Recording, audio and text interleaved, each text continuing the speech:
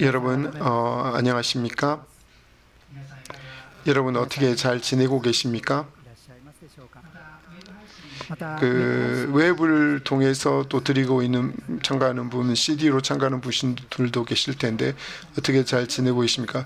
오늘은 조금 추위가 좀 괜찮아졌죠. 근데 이번 주 중간부터 또 추위가 굉장히 추워진다고 합니다. 여러분 건강 조심하시기 바랍니다. 오늘은 로마서입니다.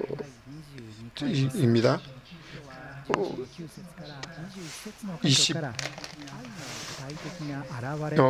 사랑의 표현이라고 하는 내용으로 여러분들과 말씀을 드리겠습니다. 12장 1절부터 8절까지 내용을 잠시 복습을 하려고 합니다. 여러분 가지고 계신 성경을 봐주시기 바랍니다. 먼저 12장 1절과 2절 말씀을 보겠습니다. 바울은 우리 몸을 하나님이 기뻐하시는 거룩한 산 제물로 드리라라고 말씀했습니다. 그것이 우리들에게는 합당한 예배라고 말했습니다.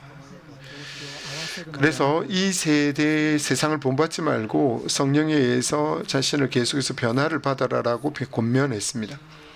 자신을 계속해서 변해가는 그 가운데 우리는 하나님의 뜻을 분명하게 분별하게 될 것이라고 가르쳤습니다. 바울은 3절 이후에 하나님의 뜻을 따라 걸어가는 실제적인 삶에 대해서 가르치고 있습니다. 3절부터 8절까지 내용인데요.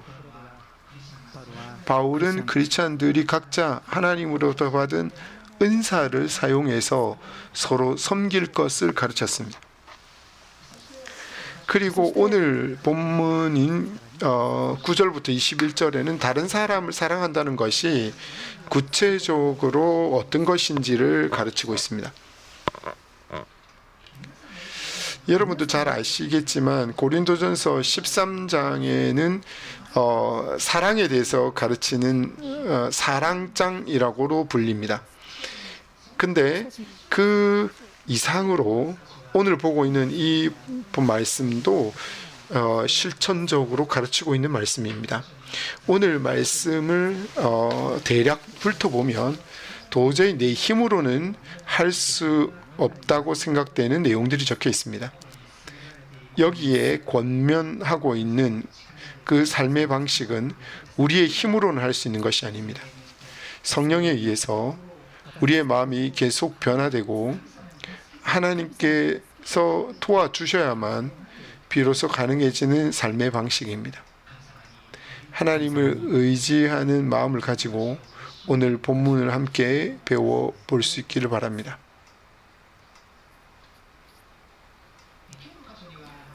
오늘 말씀은 크리스찬들끼리 사랑의 표현과 또는 나를 반대하는 적대하는 사람에 대한 사랑의 표현에 대해서 적혀 있습니다. 그럼 먼저 크리스찬들끼리의 구체적인 사랑의 표현에 대해서 순서대로 살펴보려고 합니다. 구체적인 사랑의 표현으로서 첫 번째 가르쳐지고 있는 것은 거짓 없는 사랑의 마음을 가진다는 것입니다. 9절을 읽어볼까요? 9절입니다. 사랑에는 거짓이 없나니 악을 미워하고 선에 속하라.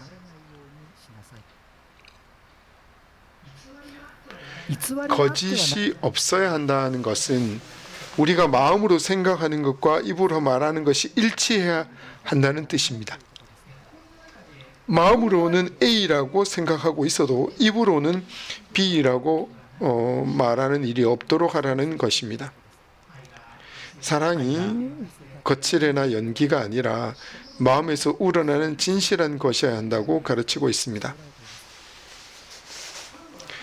바울은 더 한 걸음 더 나아가서 악을 미워하고 선에 속하라라고 말합니다. 사랑이라고 하는 것은 서로 받아들이고 존중하는 것을 말합니다. 하지만 서로 자신의 잘못을 못 본 채 하거나 또 흐지부지 넘어가는 그런 것을 의미하지는 않습니다. 크리스찬 형제 자매들 가운데 말씀에 비추어서 잘못된 행동을 하거나 또 말을 하는 사람이 있다면 그 사람에게 분명하게 그것은 잘못된 것입니다라고 말해 주라는 것입니다. このことについて信玄の27 이것에 章 대해서 の 잠언 27장 5절 6절에는 이렇게 말하고 있습니다. 信玄の27 잠언 27장 5절 6절입니다. あからさまに責めるのは 면책은 숨은 사랑보다 나으니라. 친구의 아픈 책망은 충직으로 말미암는 것이나 원수의 잦은 입맞춤은 거짓에서 난 것이니라.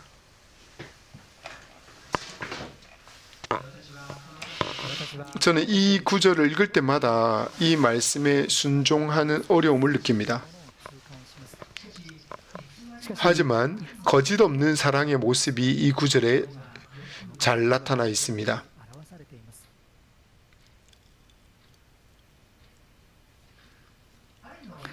사랑의 구체적인 표현 두 번째는 상대방의 좋은 점이나 뛰어난 점에 눈을 돌리는 것입니다. 10절과 16절을 볼까요? まず10 먼저 10절을 읽겠습니다. 兄弟愛を持って互いに愛し合い、互いに相手を優れたものとして尊敬し合いなさい。 상대방의 좋은 점에 눈을 돌리라는 것이고요. 형제에 사랑하여 우애하고 존경하기를 서로 먼저 하며 16절을 읽겠습니다. 서로 마음을 같이 하며 높은 데 마음을 두지 말고 도리어 낮은 데 처하며 스스로 지혜 있는 채 하지 말라.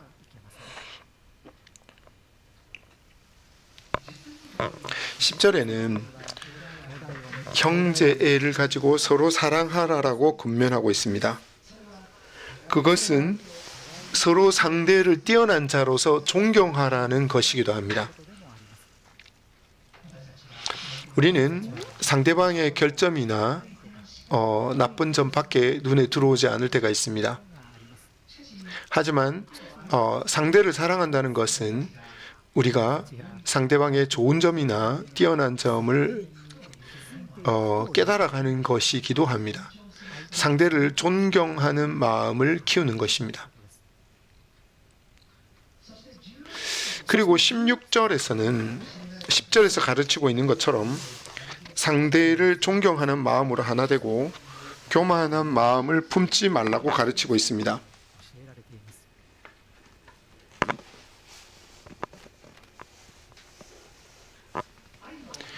사랑의 구체적인 표현 세 번째는 부지런히 주님을 섬기는 마음으로 사람을 섬기라는 것입니다.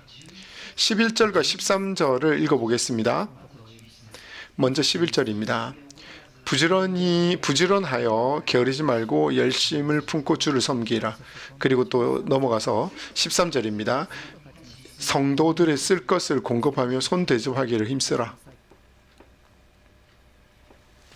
11절에는 열심을 품고 ご精霊の導きに従うことによって 부지런하여 이제 열심을 품고 그런 말인데 성령의 인도하심을 따라서 마음이 뜨거워져서라는 의미입니다. 그렇게 마음이 뜨거워져서 주님을 섬기라고 가르치고 있습니다. 주님을 섬기는 구체적인 예로서 13절에 말하고 있듯이 성도들의 필요를 채우고 사람을 대접하는 것을 권면하고 있습니다. 성도들의 쓸 것을 공급하며라고 하는 말은 크리스찬들 형제 자매 중에서 필요를 느끼고 있는 사람들에게 돈이나 물건을 원조하거나 편의를 봐주라는 것을 나타냅니다. 表しています。人をもてなす 사람을 대접한다, 손님을 대접한다라고 하는 것은 이 편지가 쓰여진 1세기 당시에는 교통수단이나 숙박시설이 별로 발달되지 않았던 상황이었습니다. 그래서 여행을 하는 사람들은 항상 위험이 따랐습니다. 그렇기 때문에 사람을 대접하는 것은 구체적인 사랑의 표현이었습니다. 특히 바울과 같이 순회 전도자를 대접하는 것은 굉장히 중요한 일이었던 것입니다.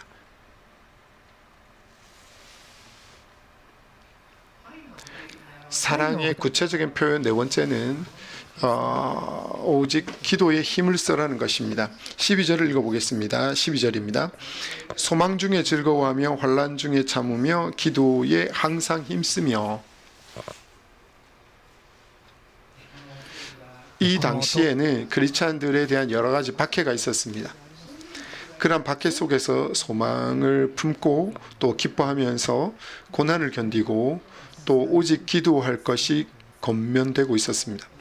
우리들도 서로를 위해서 기도해 주는 것을 더욱 소중히 여기고 싶습니다.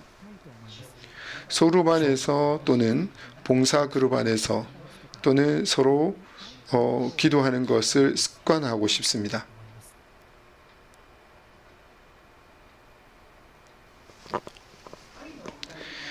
사랑의 구체적인 표현 다섯 번째는 서로의 기쁨과 슬픔에 공감하는 것입니다.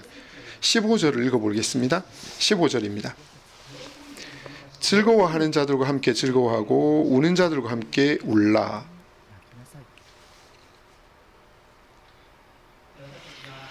우리는 자신의 기쁨이나 슬픔에는 민감해도 타인의 기쁨이나 슬픔에는 좀처럼 공감하지 못할 때가 있습니다. 우리는 자기 자신의 주변에 있는 사람들에 대해서 무관심한 태도를 가질 때가 많습니다.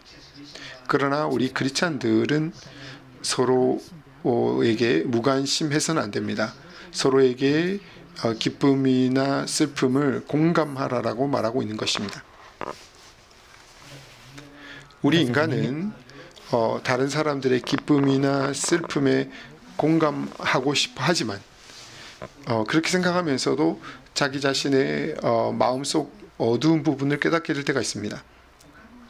다른 사람의 기쁨에는 기뻐하는 것이 아니라 질투를 느끼기도 합니다. 그런 경우가 많습니다. 한편 다른 사람의 슬픔에 대해서는 함께 슬퍼해 주는 것이 아니라 고소해 하기도 합니다. 우리의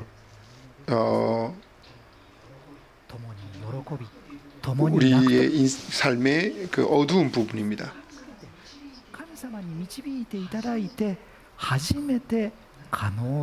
하나님의 그 도우심을 받아서 처음으로 우리가 그렇게 할 수가 있게 되는 것입니다.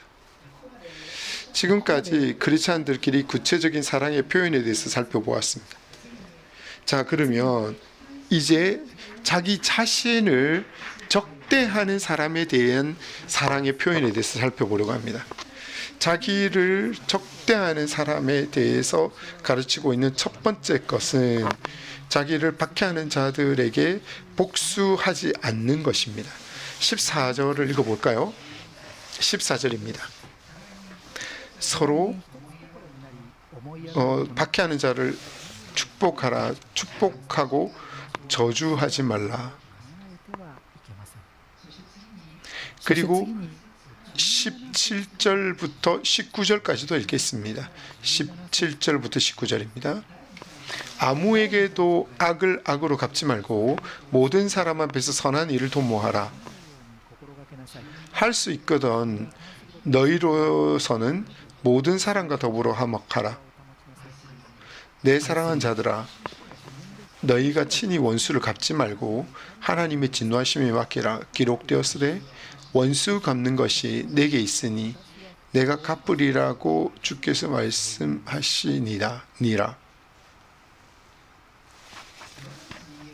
우리 인간은 자기 자신에게 불이익이 되는 일을 당하면 금방 복수하고 싶어하는 그런 성질이 있습니다. 맞으면 때려주고 또 날카로운 말로 상처를 입히면 날카로운 말로 되받아치는 그려고 하는 그런 인간의 본성입니다. 이것이 인간의 본성입니다. 타고난 본성과 대결하라고 바울이 가르치고 있는 것입니다. 14절 부분에 너를 학대하는 자들을 축복해 주라고 말하고 있습니다. 축복한다라고 하는 것은 하나님의 은혜가 있는 것을 위해서 그 사람을 위해서 기도하는 것도 방법입니다. 만약에 박해를 받으면 박해한 그 사람에게 하나님으로부터의 축복을 받을 수 있도록 기도해 주는 것, 그것이 굉장히 필요합니다. 만약에 나를 정말 분명하게 악의를 가지고 접근한 사람에게도 하나님의 축복이 그에게 있을 있도록 그렇게 우리에게 기도하라고 말하고 있는 것입니다. これは私たち人間のもっと生まれた 이것은 우리 인간이 태어나면서 가지고 온 본성과는 전혀 다른 것입니다. 우리 타고난 본성 성질 속에는 전혀 없는 것입니다. 이것은 예수님의 품성 속에서만 보여지는 것입니다. 베드로전서 2장 22절부터 24절에는 이렇게 적혀 있습니다. 스크린 앞에 비추겠습니다. 베드로전서 2장 22절에서 24절입니다. 읽겠습니다. 그는 죄를 범하지 아니하시고 그 입에 거짓도 없으시며 욕을 당하시되 맞대어 욕하지 아니하시고 고난을 당하시되 위협하지 아니하시고 오직 공의로 심판하시는 이에게 부탁하시며 친히 나무에 달려 그 몸으로 우리 죄를 담당하셨으니 이는 우리로 죄에 대하여 죽고 의에 대하여 살게 하려 하심이라. 그가 채찍에 맞음으로 너희는 나음을 얻었나니. 그리스도는 욕을 당하셨음에도 불구하고 욕하지 않으셨고 고난을 당하셨음에도 불구하고 위협하지 않으시고 공의로 심판하시는 분께 맡기셨습니다. 그리고 십자가 위에서 우리의 죄를 친히 담당하셨습니다. 우리가 하나님의 축복을 받을 수 있도록 구원의 길을 열어주신 것입니다. 그렇기 때문에 박해하는 사람들을 축복한다라고 하는 그 삶의 방식은 우리가 예수님을 구주로 믿고 성령께서 우리 안에 거하고 계시고 또 성령님께서 우리를 인도하지 아니하시면 결코 행할 수 없는 삶의 방식입니다. 로마서 12장으로 돌아가겠습니다. 18절을 봐주시겠습니까? 18절에는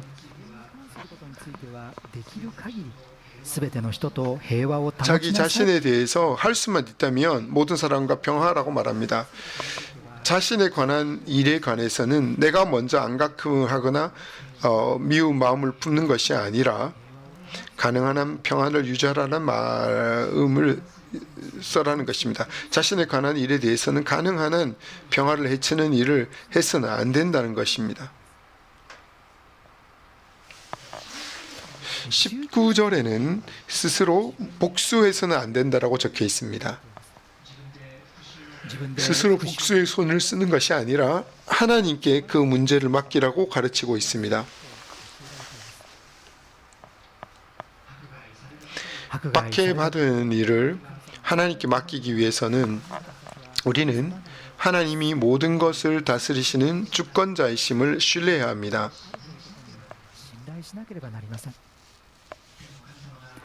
하늘의 하나님께서 이 지상의 모든 것을 다스리고 계심을 신뢰해야 합니다. 하늘 하나님께서 모든 것을 그 손으로 다스리시는 분이라면 나를 박해하고 있는 상대의 생활의 모든 영역에도 하나님의 손길이 미치고 있음을 우리는 믿을 수 있습니다. 그리고 그 문제를 하나님께 맡길 수가 있게 되는 것입니다.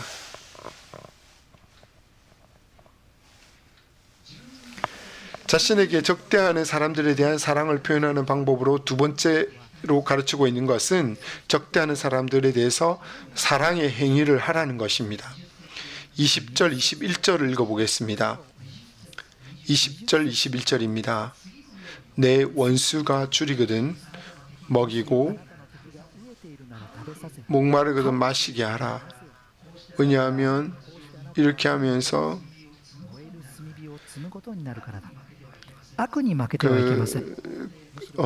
내가 숯불을 그 사람 머리에 쌓아 놓는 것이라고 말했습니다. 악에게 지지 말고 선으로 악을 이기라고 말했습니다.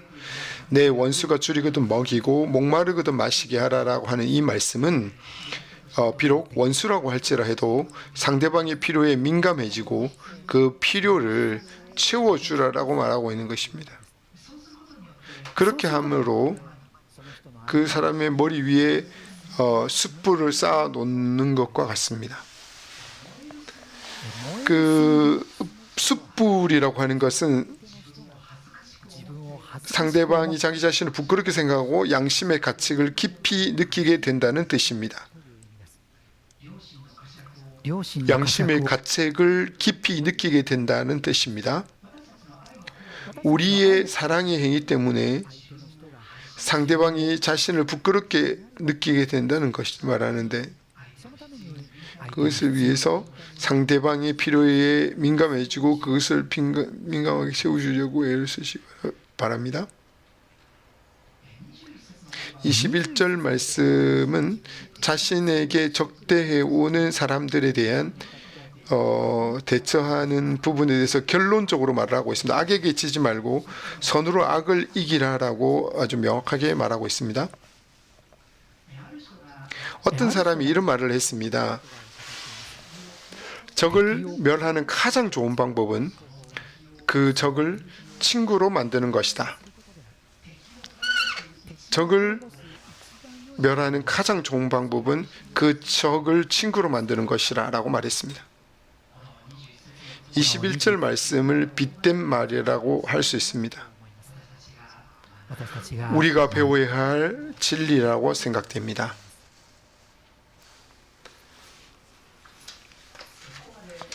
여기까지 오늘 말씀을 함께 살펴봤습니다. 반복이 되지만 오늘 성경 본문에서 가르치고 있는 삶의 방식은 우리의 힘으로 할 수 있는 것이 아닙니다. 성령에 의해서 우리 마음이 계속 변화되고 하나님께서 도와주셔야 비로소 가능해지는 삶의 방식입니다. 앞에도 말씀드렸듯이 베드로전서 2장 21절부터 24절까지만 보았습니다만 그 앞부분도 포함한 본문 2장 19절부터 24절 내용을 다시 한번 보고 싶습니다. 성경 말씀이 좀 길기 때문에 앞에 띄울 수가 없습니다. 그래서 여러분들이 가지고 있는 성경을 피셔서 봐주시기 바랍니다. 베드로전서 2장 19절부터 24절까지입니다. 베드로전서 2장 19절부터입니다. 19절입니다. 베드로전서 2장 19절부터 24절까지입니다.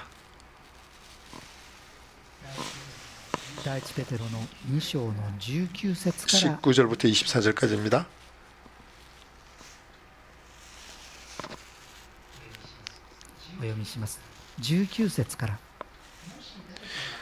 부당하게 고난을 받아도 하나님을 생각함으로 슬픔을 참으며 이는 아름다우나 죄가 있어 매를 맞고 참으면 무슨 칭찬이 있으리요. 그러나 선을 행함으로 고난을 받고 참으면 이는 하나님 앞에 아름다우니라.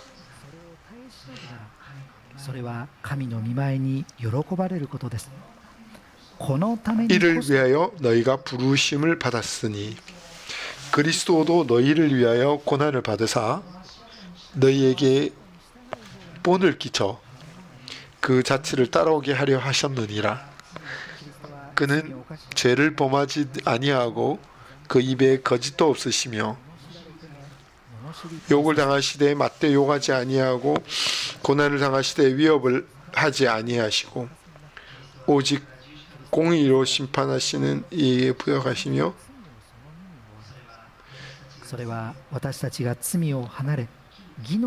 그것은 친히 나무에 달려 그 몸으로 우리 죄를 담당하게 하셨으니 이는 우리로 죄에 대하여 죽고 이에 대하여 살게 하려 하심이라.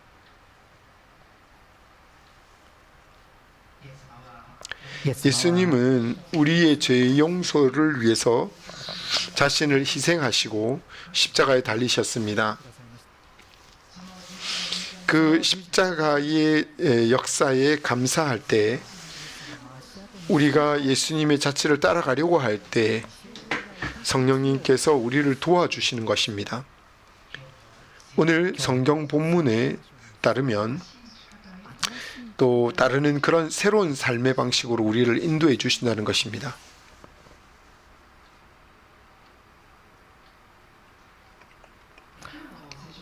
오늘 성경 본문 중에서 특히 19절부터 21절 부분은 저에게 있어서도 굉장히 추억이 깊은 구절 말씀입니다.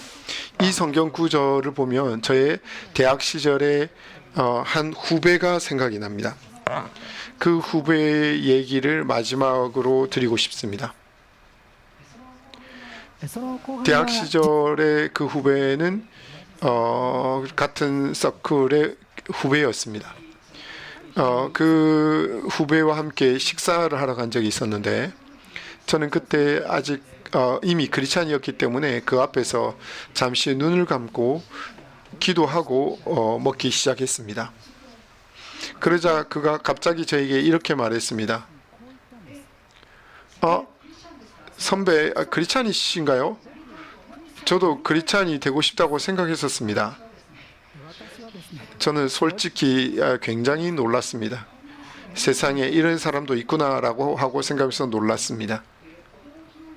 아주 놀라하면서 식사를 한 뒤에 근처 카페에 가서 사형리라고 하는 전도용 소책자를 사용해서 그에게 복음을 전한 적이 있습니다.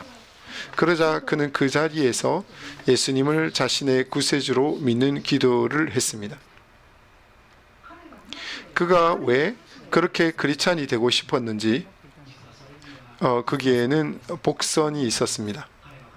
사실 그는 고등학교 시절에 오늘 배웠던 로마서 성경 구절을 읽은 적이 있었던 것입니다. 그의 이야기를 들어보니까 그는 고등학생 시절 내내 한 동급생으로부터 아주 심한 그 이지매를 당했다고 합니다. 그래서 그 동급생을 미워하는 마음이 계속 있었다고 합니다. 그 증오심 때문에 입시 공부도 손에 잡히지 않았다고 합니다.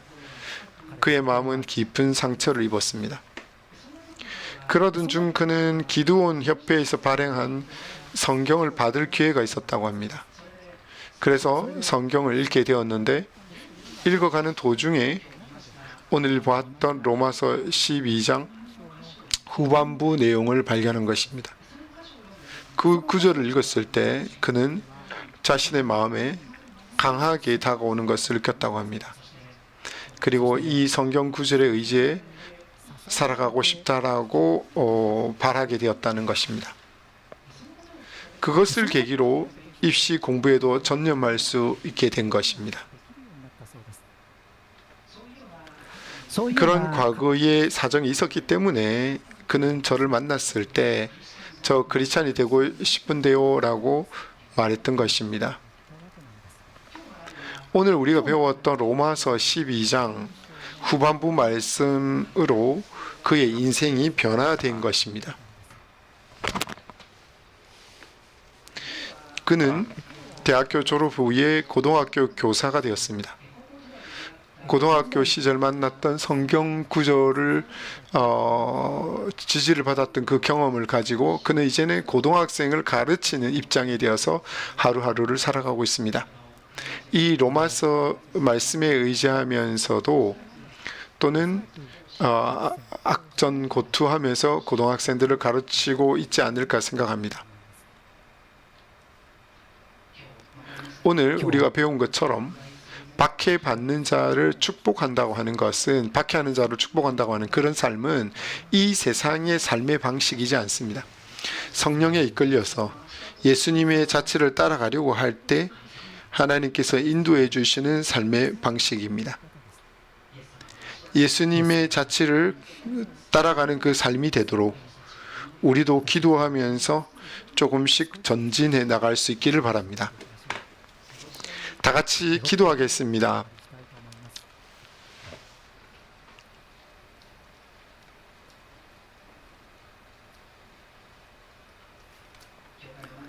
교회 안에서 우리 크리스찬들끼리 구체적인 사랑을 나타낼 수 있도록 기도합시다. 거짓 없는 사랑을 가지고 서로 대할 수 있도록 각자 마음속으로 기도합시다. 心の中でお祈りしましょう。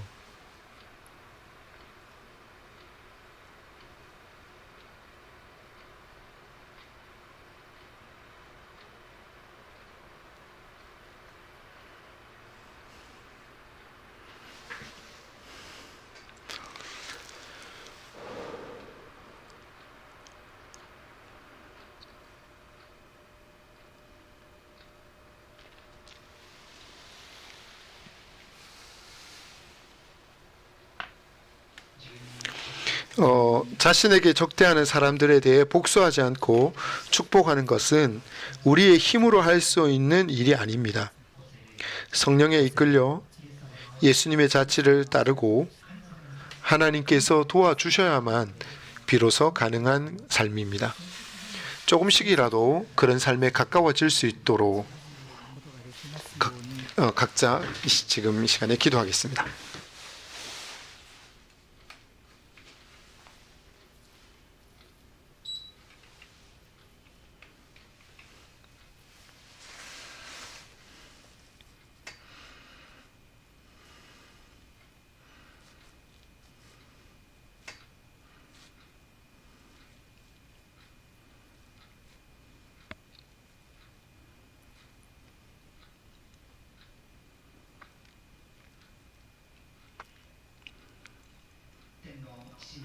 하늘에 계신 하나님 아버지, 오늘은 로마서 12장 9번부 내용을 배웠습니다.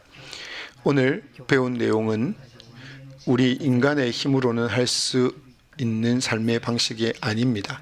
하나님께서 인도해 주시고 하나님께서 도와주지 않으시면 도저히 행할 수 없습니다. 부디 우리를 도와주시옵소서. 성령의 인도와 도우심 가운데 실천해 나갈 수 있도록 도와주시옵소서. 예수님의 십자가의 역사를 바라보고 예수님의 자치를 따라갈 수 있도록 기도합니다. 이 모든 기도를 주 예수 그리스도의 이름으로 기도합니다. 아멘.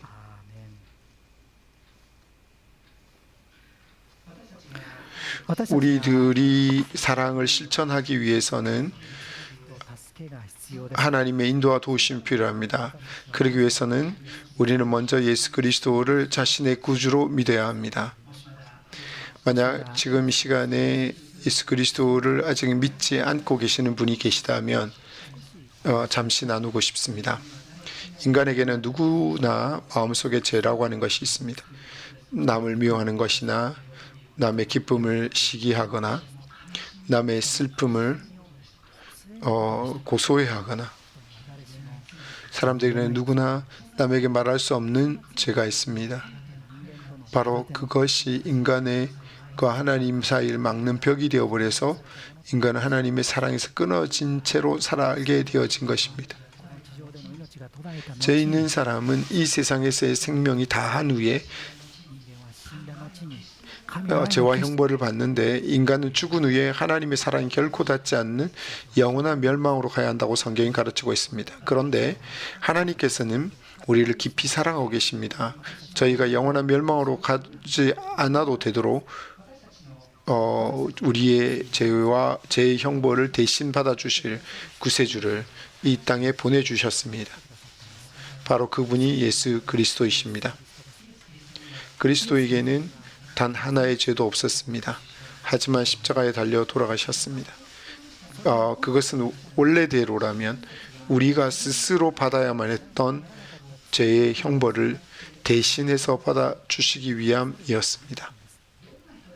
어떤 사람이라 할지라도 그리스도를 자신의 구주로 믿는 자는 하나님으로부터 죄의 용서함을 받을 수 있습니다. 그리고 하나님의 도우심과 인도를 받아서 앞으로의 인생을 걸어갈 수 있게 됩니다. 지금 예수 그리스도가 나의 구세주입니다 라고 믿는 기도를 드리고 싶습니다. 눈을 감고 기도에 참가해 주십시오. 제가 대표로 기도하겠습니다. 소리 내지 않으셔도 괜찮습니다. 저의 기도에 맞춰서 마음속에서 기도해 주시면 감사하겠습니다. 그러면 기도하겠습니다. 하늘에 계신 하나님 아버지, 하늘에 계신 하나님 아버지라고 기도해 주십시오. 당신 앞에 서면 私にも 저에게도 죄가 있습니다. 그리스도가 십자가에 돌아가신 것은 私の身代わりであり 나를 대신한 것이고 또 나의 죄를 용서하기 위한 것이었다는 것에 대해서 감사를 드립니다. 私は今キリスト 저는 を 지금 그리스도를 私の救い主として信じます。 그리스도를 나의 구세주로 영접합니다. 아멘. 今私と一緒にお祈りをしてくださった方は神様からの罪の許しを受け取られました。クリスチャンとなられました。 크리스찬이 된 것입니다. 이 시간 이후로도 우리가 예배에 계속해서 와주시기 바랍니다. 하나님께서 우리를 어떻게 도우시고 인도하시는지를 성경을 통해서 다 같이 함께 배워갈 수 있기를 바랍니다.